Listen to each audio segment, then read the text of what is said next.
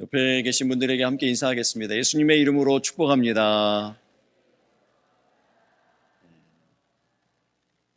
오늘 하나님께서 우리에게 주시는 말씀 열왕기하 18장 5절 말씀부터 8절까지 말씀 다 같이 한 목소리로 같이 읽겠습니다. 히스기야가 이스라엘 하나님 여호와를 의지하였는데 그의 전후 유다 여러 왕 중에 그러한 자가 없었으니 곧 그가 여호와께 연합하여 그에게서 떠나지 아니하고 여호와께서 모세에게 명령하신 계명을 지켰더라. 여호와께서 그와 함께 하심에 그가 어디로 가든지 형통하였더라. 저가 야스로 왕을 배반하고 섬기지 아니하였고 그가 블레셋 사람들을 쳐서 가사와 그 사방에 이르고 망대에서부터 견고한 성까지 이르렀더라. 아멘. 자리에 앉으시기 바랍니다. 주위에 계신 분들과 다시 한번 인사하겠습니다. 하나님의 환대를 경험하는 하루 되세요.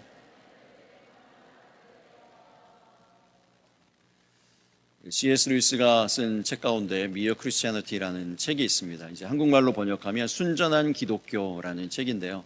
이 책이 이제 유명한 책입니다.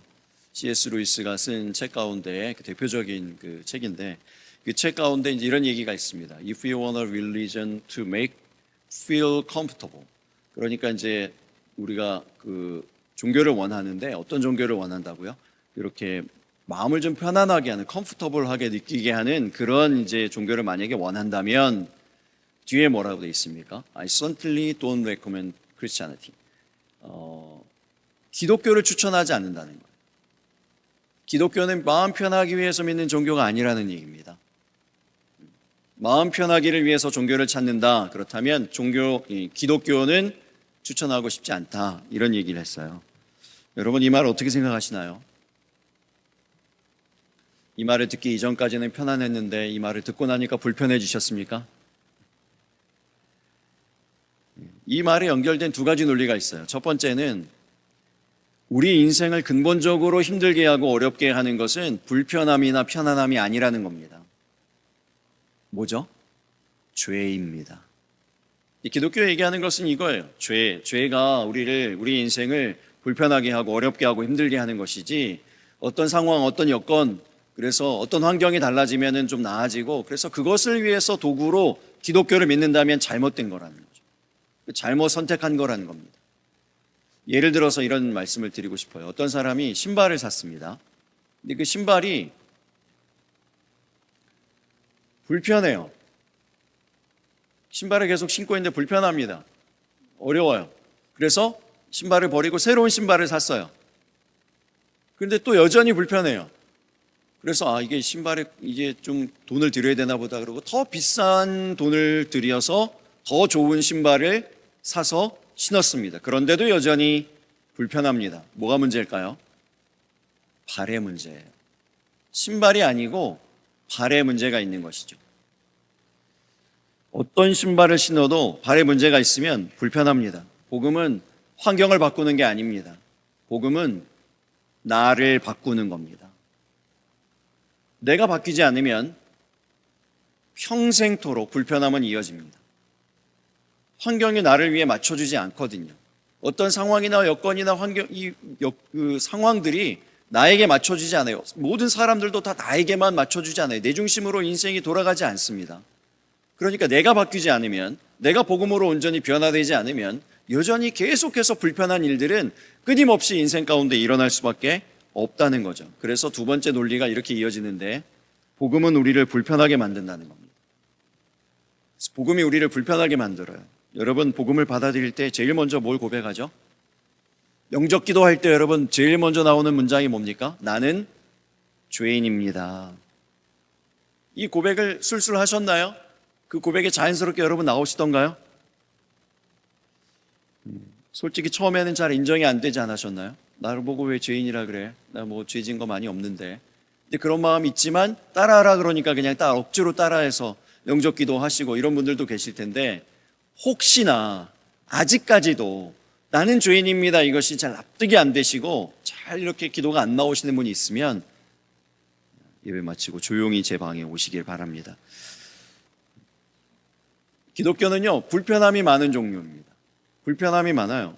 죄인이라고 하죠. 회개하라고 하죠. 예배하라고 하죠. 기도하라고 하죠. 헌금하라 그러죠. 다 불편해요. 다 불편합니다. 신앙생활이 불편합니다. 보통 불편한 게 아니에요. 더더군다나 우리 교회는 주차도 불편해요. 불편한 일들이 많아요. 그럼에도 불구하고 우리가 왜 계속해서 이 예배의 자리에 나오고 하나님을 믿습니까? 기독교를 선택하는 이유는 뭐죠?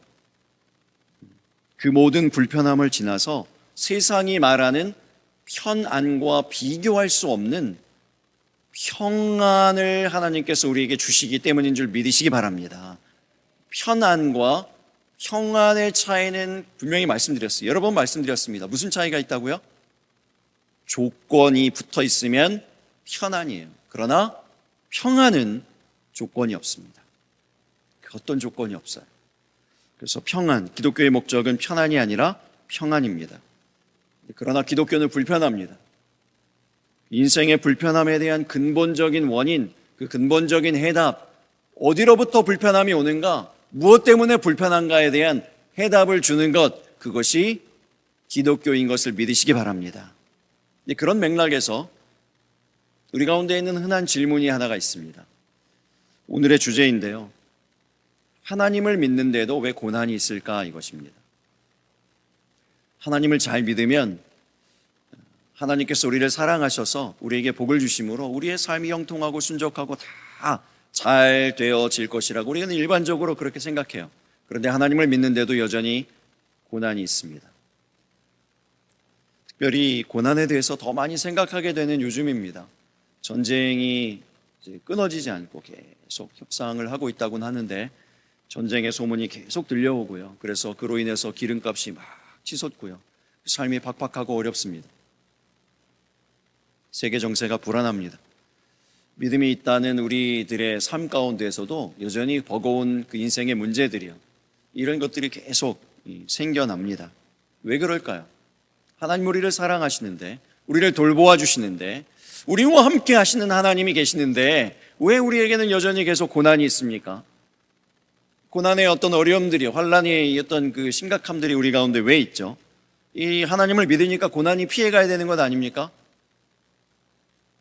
왜 고난이 피해가지 않고 여전히 있습니까? 이에 대한 해답을 오늘 히스기야 왕에 대한 이야기를 함께 살펴보면서 한번 찾아보려고 그럽니다. 히스기야 왕은 유다 왕국의 13번째 왕입니다. 그의 아버지는 아하스 왕입니다. 그 아하스 왕의 뒤를 이어서 왕위에 올랐습니다. 아버지인 아하스 왕은 한마디로 얘기해서 악한 왕이었습니다. 얼마나 악한 왕이었는지 그의 이름이 아하스. 제가 나름대로 생각을 해서 만들었는데 역시나 1부 예배 때나 2부 예배 때나 반응이 미미합니다. 아무튼 이 사람이 얼마나 이제 악했는가 하면 바알과 아세라를 열심히 섬겼고요. 자기 아들을 불에 지나가게 했다. 이 얘기는 불로 태워서 인신제사를 드렸다는 겁니다. 누구를요? 자기 아들을요. 왕자를요. 불로 태워서 인신제사를 드렸다는 겁니다. 아주 끔찍한 우상 숭배자였습니다. 그러니까 여러분 생각해 보면은 이제 이 아하스의 아들을 인신제사로 불로 태워서 드리는 그 장면을 누구도 보았을까요? 그 다음 이제 왕이 된 히스기야 왕이 자기 형제의 일이잖아요. 자기 집안에서 일어나고 있는 일이잖아요. 자기 집안에서 자기 형제들이 불로 태워지는 일, 그 끔찍한 장면들을 보면서 자랐습니다. 그냥 좋은 아주 안락한 가정 환경이 아닌 거예요. 신앙적으로 전혀 모범적이지 않은 그런 양육 환경 가운데에서 자란 사람이 바로 히스기야입니다. 이 사람이 왕이 됐는데 놀라운 반전이 일어나죠. 이 사람이 왕이 되고 나서 첫 번째 나타난 그 성경의 기록, 그 평가가 뭐냐면 열왕기하 18장 3절의 말씀이에요. 같이 한번 읽어보겠습니다. 시작. 다윗의 모든 행위와 같이 여호와께서 보시기에 정직하게 행하여. 다윗이라고 하는 정말 좋은 모델이 있으니까 얼마나 감사한지 몰라요. 어떻게 이 히스기야가 좋은 선한 왕이 될 수 있었는가? 그가 보고 배운 것이 없는데요. 아버지는 정말 극악한 왕이었는데 그럼에도 불구하고 그가 정말 칭찬받는 선한 왕, 좋은 왕이 될 수 있었던 이유, 원인이 3절에 나오죠. 누구 때문입니까? 다윗 때문이라는 거예요. 다윗이 그런 좋은 모델, 모범을 보여준 겁니다. 만약에 정말 자기가 가정에서 집안에서 보고 배운 대로만 그대로 답습했으면 똑같았을 거예요. 또 똑같이 해요. 똑같이 한숨 나오는 일들을 했을 겁니다. 그런데 그 아버지를 본 게 아니고 그 가정 환경에 지배받아서 가정 환경 가운데만 눌려서 지낸 것이 아니고 눈을 들어서 하나님의 사람 다윗을 보고 그를 닮은 겁니다. 그래서 교회에 바로 이런 사람이 필요한 거예요. 교회에 아비가 필요합니다. 교회에 어미가 필요합니다. 그런 역할을 해주실 수 있기를 주의 이름으로 축복합니다. 우리의 다음 세대들이, 우리의 자녀들이, 우리의 금쪽이들이, 우리의 교회 학교 학생들이 이 가정에서, 안타깝지만 가정에서도 본을 찾지 못하고 학교에서도 못 만나고 세상에서도 어디에서도 만나지 못했던 그런 모범적인 모습이요, 모범적인 신앙, 인격적인 그러한 사람들이요, 이런 사람들을 교회 안에서 만나서 이런 얘기들을 할 수 있어야죠. 내가 크면 우리 장로님처럼 될 거야. 내가 크면 우리 권사님처럼 되고 싶어. 우리 집사님처럼 되고 싶어. 우리 목사님처럼 될 거야. 우리 전도사님처럼 살고 싶어. 이런 이야기요. 이런 이야기들이 우리 아이들의 입에서 나오게 되기를 예수님 이름으로 축복합니다. 히스기야가 얼마나 아버지와 반대로 하나님을 잘 섬겼는지가 오늘 본문 5절에 나옵니다. 우리 같이 읽어보겠습니다. 본문 5절 말씀입니다. 시작. 히스기야가 이스라엘 하나님 여호와를 의지하였는데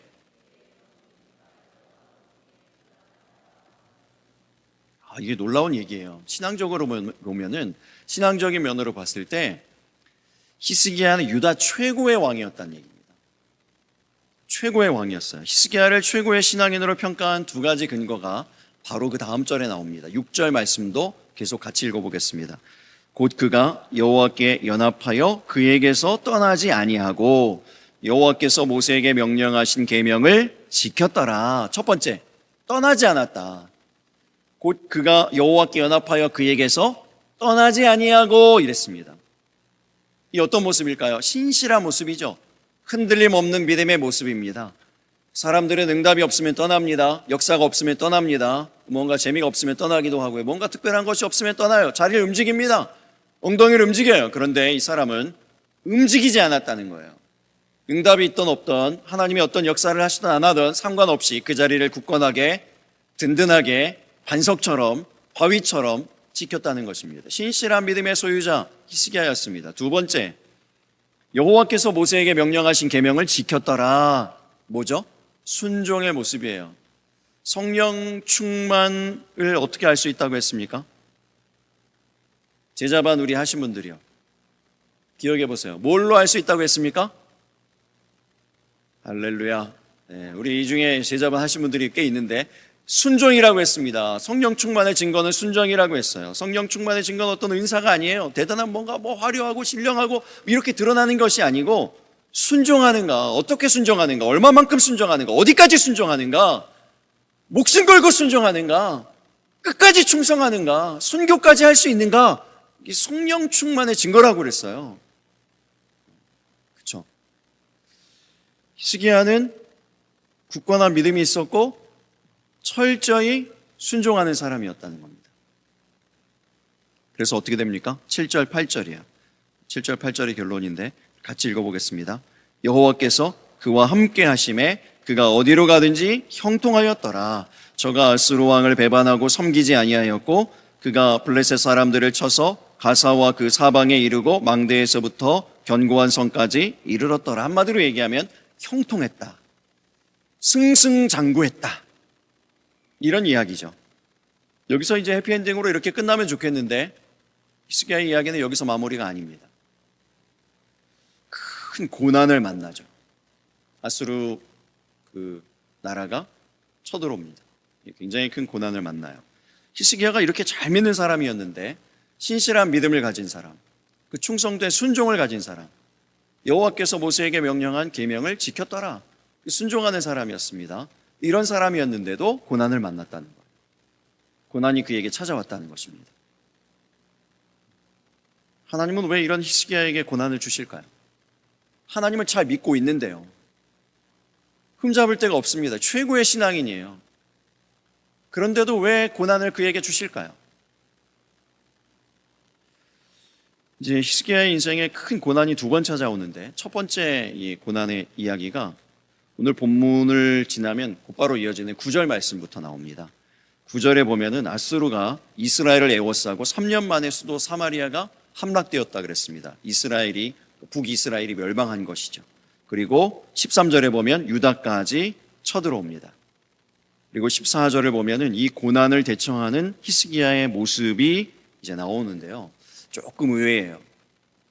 이전의 모습을 보면은 하나님께서 형통하게 하셨더라, 막 흔들리지 아니고 떠나지 아니하였더라, 여호와께서 모세에게 명령한 계명들을 다 지켰더라. 그래서 굉장히 단단한 모습이잖아요. 강건한 모습이잖아요. 그런데 14절에 보면은 아스루 왕에게 하는 말입니다. 뭐라 그럽니까? 내가 범죄하였나이다, 이렇게 얘기하면서 온 나라에 있는 은과 금을 다 모아가지고 조공을 드리는 거죠. 선물을 주는 겁니다. 뭐 하는 겁니까? 고개를 숙이는, 납작 엎드리는 모습입니다. 우리가 이제 생각해 볼 때 어떤 모습이 좀 자연스러울까요? 하나님을 의지하고 들이받았더라, 쳐들어갔더라, 이겼더라, 이렇게 나와야 되는데, 하나님을 전적으로 신뢰하고 의지하고 믿었던 이 사람이 갑자기 고개를 숙여요. 내가 범죄하였나이다. 갑자기 숙이고 막 은금을 갖다가 주고 막 이렇게 하는 거예요. 이해가 되시나요? 이게 잘 이해가 안 돼가지고 신학자들도 서로 의견이 갈려요. 이것이 이제 히스기야가 이게 좀 갑자기 좀 다르니까요. 앞에는 너무 훌륭한 신앙의 모습이었는데 갑자기 뒤에 보니까 갑자기 이렇게 딱 꽉 납작 엎드려지니까 이게 이제 좀 그래서 의견이 좀 갈리고 있는데, 그 가운데에서도 그래도 한 가지 공통적인 그 주장이 있어요. 한 가지는 다, 대부분의 신학자들이 한 가지는 다 공통적으로 얘기해요. 무슨 얘기인가 하면 그에게 겸손의 흔적이 보인다는 거예요. 겸손의 흔적이 보여요. 그래서 아무리 신앙이 좋고 믿음이 좋아도요, 모든 일이 다 잘 되고 형통하고 순적하고 잘 나가고 이렇게 되잖아요. 어느 순간 나도 모르게 어떻게 될까요? 목이 고다집니다. 마음이 높아져요. 교만하게 됩니다. 교만하게 돼요. 나도 모르게. 그리고 그 교만한 것을 본인이 모르기 때문에 누가 와서 얘기하잖아요. 당신 교만하다고 이렇게 지적하고 얘기해 주잖아요. 그것도 못 들어요. 내 얘기라고 생각하지 않아요. 그런데 이런 굉장히 이런 큰 고난을 한번 만나잖아요. 그러면 누가 뭐라고 하지 않아도 마음이 자연스럽게 낮아지죠. 납작 엎드리게 되어집니다. 보기 싫은 사람에게도 고개를 숙이게 됩니다. 여러분 그렇잖아요. 처자식을 먹어 살리기 위해서 어떤 사람에게도 다 고개를 숙여야 할 때가 있습니다. 갑질하는 고객에게도 웃으면서 인사를 해야 될 때가 있습니다. 저는 참 낯선 사람에게 말을 잘 못 거는 수줍은 청년이었습니다. 그런데 신학을 공부하고 또 가정을 건사해야 되다 보니까 여러 가지 일들을 했습니다. 여러 가지 일들을 감당할 때 보면 사람하고 다 관련된 일이잖아요. 관계없이 일을 못 하더라고요. 낯선 사람들, 모르는 사람들, 그 중에는 그 갑질을 하는 사람들, 못된 일을 하는 사람들, 부당한 사람들, 불합리한 일을 하는 사람들, 이런 사람들도 다 있어요. 윗사람일 때도 있고 아랫사람일 때도 있고 손님일 때도 있고, 그 여러 사람들과의 관계 가운데에서 히스기야처럼 내가 잘못한 것도 없는데 내가 범죄하였나이다, 용서를 구할 때도 있고 고개를 숙일 때가 있다는 것이죠. 히스기야의 고개 숙인 모습은 어쩌면 우리 인생의 일상이에요. 매일매일 억지로 고개를 숙이며 사시는 여러분들 정말 마음을 다해 응원합니다. 힘을 내시기 바랍니다. 하나님이 여러분과 함께 하십니다. 그리고 이 고난에 담긴 아버지 하나님의 마음이 있다는 사실을 기억하시면 좋겠어요. 그냥 엉뚱하게 고난을 주시는 것이 애매한 고난이 아닙니다. 그 고난 가운데 담긴 아버지 하나님의 마음, 그것이 무엇인가 하면 겸손이라는 거예요. 겸손. 겸손이 우리의 신앙의 인격에 장착되기를 원하신다라는 것입니다. 여러분, 이 겸손이 그 고난을 통과하는 가운데에서 우리에게 잘 익혀지고 배워지고 훈련되어지고 겸손의 왕이신 예수님을 점점 더 닮아 가시게 되기를 예수님 이름으로 축복합니다. 고난에 담긴 의미예요. 그런가 하면은 이제 은고와 금을 아수르에게 바쳤잖아요. 아수르가 물러갔습니까? 안 물러갑니다. 원래 약속은 뭐죠? 나라에 있는 모든 금을 막 그 칠해져 있는 금까지 다 벗겨내가지고 억지로 그 물량을 맞췄어요. 이 물량을 맞춘다는 얘기는 뭡니까? 이거 다 약속했으니까 약속한 대로 주면 물러가겠다는 거 아니에요. 그런데 다 모아가지고 줬는데 안 물러가요. 오히려 쳐들어옵니다. 오히려 성을 포위해요. 공격합니다. 위협합니다. 협박 편지를 보냅니다. 나와라, 항복해라.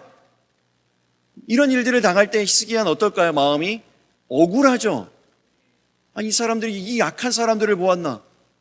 아니, 그 은금을 달라고나 말지. 은금은 은금대로 다 뺏어가고 다시 쳐들어와가지고 성을 포위하고 항복하고 나오라 그러고 나라를 빼앗겠다 그러고 속상하죠. 억울하죠. 여러분, 우리도 그렇지 않습니까? 살다 보면 억울한 일이 있어요. 속상한 일이 있습니다. 제가 우리의 이 삶의 속상하고 억울한 이 표현을 가장 참 극적으로 제일 잘 표현한 찬송가 가사가 있다고 생각이 드는데, 찬송가 486장의 3절 가사예요.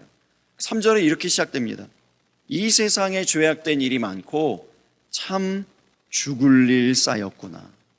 이게 무슨 표현인가 하면 뭐 다른 여러 가지로도 해석이 되겠지만 죽고 싶을 때가 많다는 거예요. 죽고 싶어. 얼마나 세상살이가 힘들면 이렇습니까? 죽고 싶은 순간이 쌓였다. 그 죽고 싶은 순간들을 이겨내면서 여기까지 오늘까지 오신 여러분들을 마음 다하여서 다시 한번 응원하고 또 응원합니다. 축복합니다. 하나님이 여러분과 함께 하십니다. 하나님이 여러분들을 붙들어 주십니다. 이어지는 그 찬송가 486장의 가사가 뭐죠? 찬송 안 한다 그랬는데 이게 찬송가가 자꾸 생각이 나가지고, 내 주 예수 날 건져주시오니 곧 평안히 쉬리로다. 주 예수의 구원의 은혜로다. 참 기쁘고 즐겁구나. 그 은혜를 영원히 누리겠네. 곧 평안히 쉬리로다.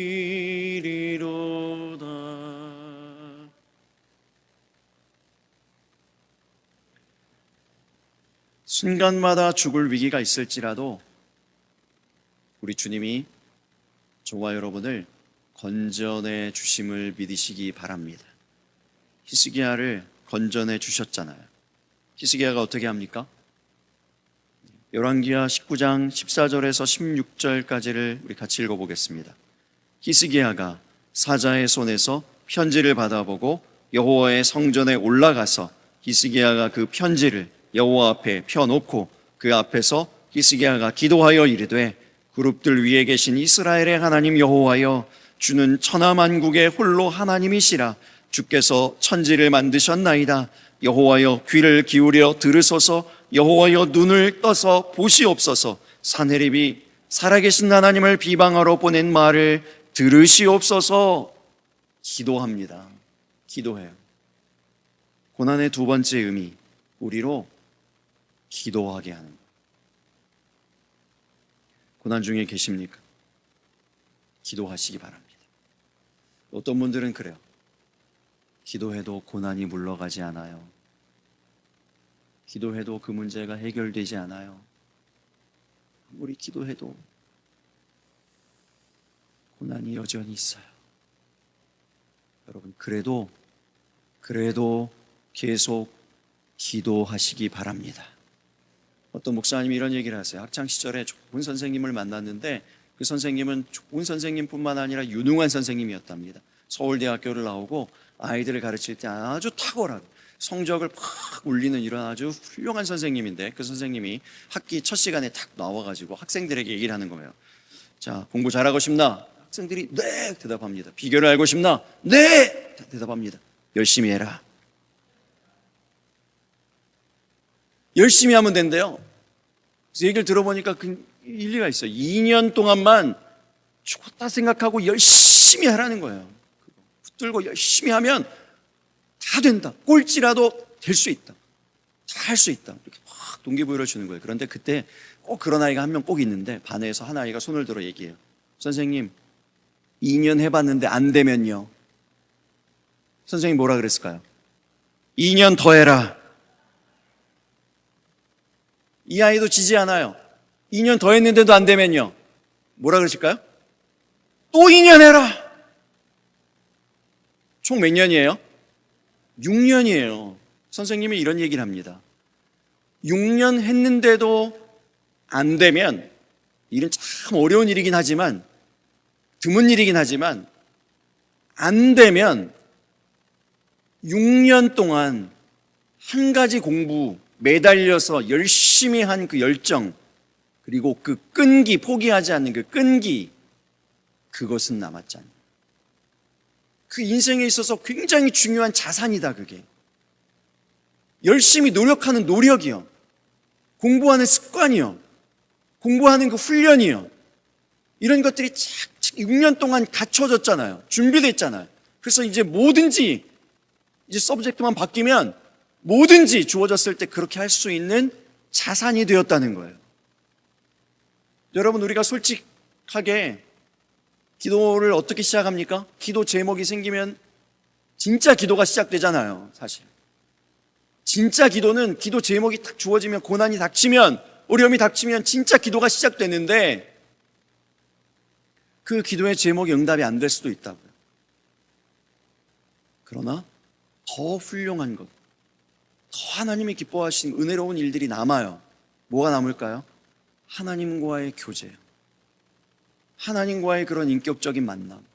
그래서 하나님을 더 많이 알게 되어지고, 기도의 세계가 더 풍성하게 되어지고, 기도라는 것이 이런 것이구나, 하나님과의 만남이 이런 것이구나 라고 하는 것이요. 그 신앙생활의 그 굳건함이요, 히스기야가 보여줬던 그 모습, 곧 그가 여호와께 연합하여 그에게서 떠나지 아니하고, 곧 그가 여호와께 연합하여 그에게서 떠나지 아니하고, 이 신실한 모습이요, 흔들리지 않는 믿음의 모습, 어떻게 되었는가? 기도하는 것으로 된 거예요. 기도의 응답과 상관없이 기도하는 그 시간들을 통하여서, 물론 고난으로 기도가 시작되었지만, 고난 때문에, 그 기도 제목 때문에 기도를 하기 시작했지만, 기도하는 시간 동안 만들어진 것, 뭐라고요? 흔들림 없는 그 믿음. 하나님을 떠나지 아니하는 그 신뢰, 이런 것들이 만들어지게 된다는 것이죠. 지난주에 류성민 목사님 사모님, 그 어머님, 류성민 목사님의 어머니 또 사모님이시잖아요. 그래서 아버님이 류성 목사님이시니까 이제 그 사모님하고 잠깐 교제를 한 적이 있습니다. 그 아버님 목사님도, 류성 목사님도 금식을 많이 하셨답니다, 목회하시면서. 그래서 이제 이번에 아들이 금식을 하는데 아버지 목사님이 상처를 받으셨대요, 마음에. 왜 그런가 했더니, 내가 금식할 때는 잘한다, 더 해라 그러더니 아들이 금식하니까 그만해라, 몸 상한다 그러더래요. 그냥 기도하는 것도 아니고 금식을 하면서 며칠 동안을 곡기를 끊고 기도하면 우리의 기대하는 바는 뭐죠? 뭔가 대단한 역사가 막 일어나고, 신령한 일들이 막 일어나고, 은사가 나타나고, 뭔가 막 변화가 되어지고, 이런 것들을 우리 기대하지 않습니까? 그런데 꼭 그렇지 않을 수도 있다는 거예요. 이 평생을 목회하시면서 여러 번 그 금식을 하고 이제 그랬는데, 그 다음에 결과가 보니까 꼭 그렇진 않더라는 거예요. 그래서 어떤 때는 좌절도 되고 낙심도 되고 그러셨다는 거예요. 그런데 돌이키고 보니까 그것보다 더 좋은 것이 남았는데, 바로 이게 그거예요. 하나님과의 신뢰. 하나님과 더 가까워졌어요. 하나님의 나라가 우리의 삶에 더 풍성하게 임했어요. 그래서 그 기도의 제목보다도 더 놀라운 하나님의 그 축복이, 하나님의 계획이 이루어지는 이런 역사가 있었다는 것입니다. 기도는 하나님과의 인격적인 만남입니다. 여러분, 고난이 있을 때 이렇게 기도하시면 좋을 것 같아요. 우리 이거 제자반에서 배웠던 기도문입니다. 이렇게 기도하시면 좋겠어요. 한번 따라해 주시겠습니까? 하나님, 제가 어떻게 기도해야 되나요?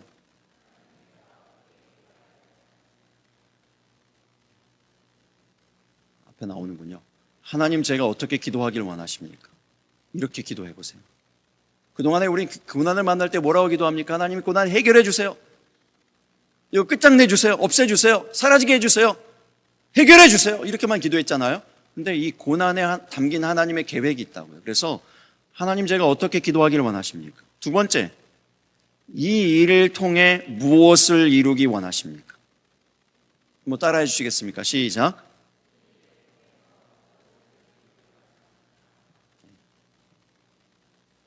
이 기도를 통해서 하나님과 교제가 이루어지는 거예요. 하나님께 질문하는 것이죠. 고난을 그냥 주시는 게 아니에요. 애매한 고난을 주시지 않아요. 그냥 주시는 게 아니에요. 심심해서 하나님이 그냥 우리 어렵게 만들어서 이렇게 하시는 게 아니라고요. 그 고난 가운데 하나님의 계획이 있는데 그거 물어야 될 거 아니에요. 물어야 될 거 아니에요. 하나님께. 이 일을 통해서 하나님이 이루기를 원하시는 게 뭡니까? 내가 뭘 어떻게 해야 하기를 원하시나요? 내가 어떻게 변화되기를 원하시나요? 내가 어떻게 결단하기를 원하시나요? 이런 것들이요. 고난의 의미, 기도에 있어요. 그리고 세 번째, 고난이 결단하게 합니다. 결단하게. 아소르 군대가 이제 은금으로 물러나지가 않으니까 어떻게 하죠? 히스기야가 그 편지를 들고 가서 기도하잖아요. 기도하는 걸 결단하는 거죠. 열왕기하 20장으로 넘어가면은 그의 인생에 만난 두 번째 큰 고난이 있습니다. 죽을 병에 걸려요. 내가 이제 죽고 살지 못할 것이다. 하나님이 그렇게 말씀하시죠. 이제 그때에도 어떻게 합니까? 기도를 결단합니다. 기도하기로 결단해요. 결단하게 됩니다. 고난을 만나면 결단하게 됩니다. 고난을 만나면 그동안에 하지 못했던 결단들을 하게 돼요. 선택들을 하게 되는 것이죠. 하나님이 뭐라 그러십니까? 그에게 열왕기하 20장 5절에 보면 내가 내 기도를 들었고 내 눈물을 보았노라.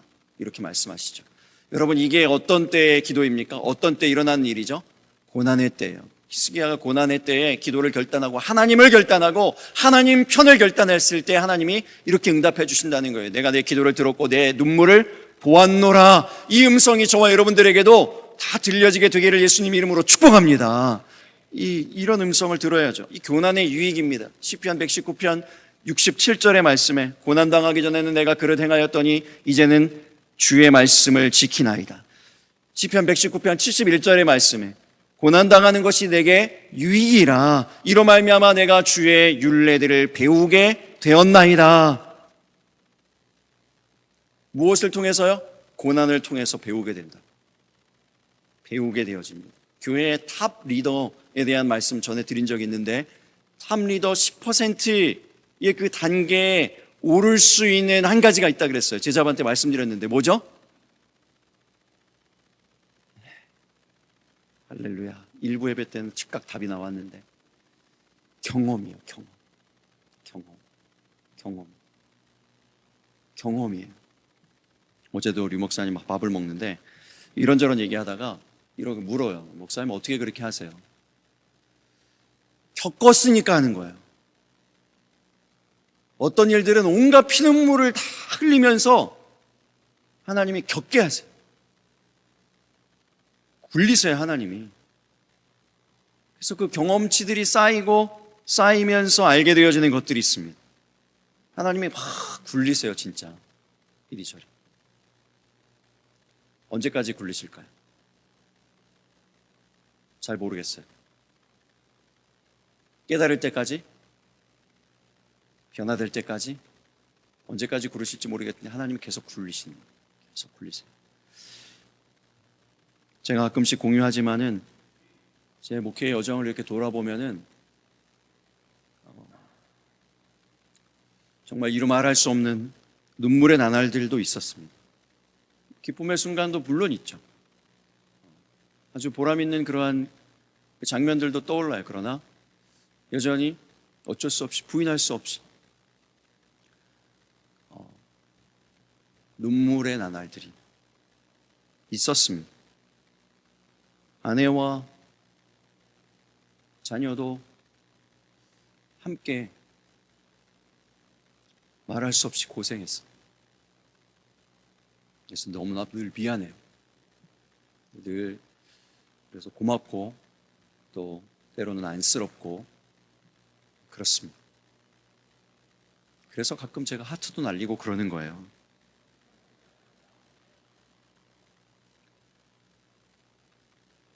그 고난의 날들이 있었기 때문에 지금의 제가 있는 겁니다. 지금의 이 설교가 있고 이 사역이 있고 지금의 제 이 모습이 있는 것이죠. 제가 여러분 감히 증언합니다. 고난은 하나님이 우리를 사랑하시는 증거입니다. 어떤 분들은 너무 마음이 아프시고 가슴 아프실 수도 있는데 그렇다면 너무 하나님 혹독하신 것 같아요. 이렇게 얘기하실 수도 있지만 제가 조심스럽게 정말 감히 말씀드리는데요.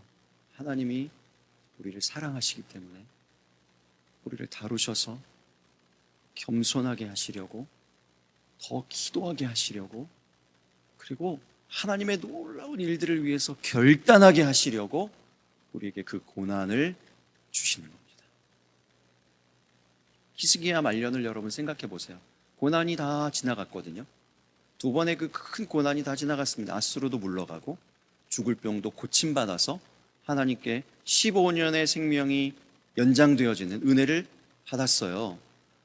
이제 고난이 다 지나갔잖아요. 끝났잖아요. 그러면 행복해야 되지 않겠습니까? 일반적으로 우리가 생각했을 때 이제 바벨론에서 사신들이 왔는데 바벨론의 사신들에게 자랑하듯이 온 나라의 것들을 다 보여줍니다. 막 자랑하듯이 다 보여주는 거예요. 이사야가 와가지고 책망합니다. 그러면 안 된다고, 어떻게 그렇게 할 수 있느냐고 그랬더니 이사야의 말도 듣지 않아요. 뭐가 없어진 거죠? 겸손이 사라졌어요. 고난이 사라지니 겸손도 싹 사라졌습니다. 그리고 이제 이 히스기야의 뒤를 이어서 므낫세가 왕이 되었는데 므낫세의 왕이 되었을 때의 나이가 12살입니다. 히스기야가 15년 생명 연장됐다 그랬잖아요. 그 15년 생명 연장되었을 때에 이 아들이 나왔던 거예요. 태어난 거예요. 그러니까 결국 이 아들은 고난을 압니까? 모릅니까? 몰라요. 고난의 유익을 몰라요. 고난의 의미를 몰라요. 겸손을 모르고 기도를 모르고 결단을 몰라요. 결국 어떻게 됐을까요? 이 므낫세 왕은 역사적으로도 유명한 극악한 왕이 됩니다. 아버지가 없앴던 모든 우상들을 다시 가지고 와서 성전을 더럽히고 하나님을 욕되게 한 부끄러운 왕 중에 한 명이 되는 거예요. 믿음의 대는 완전히 끊어진 것이죠.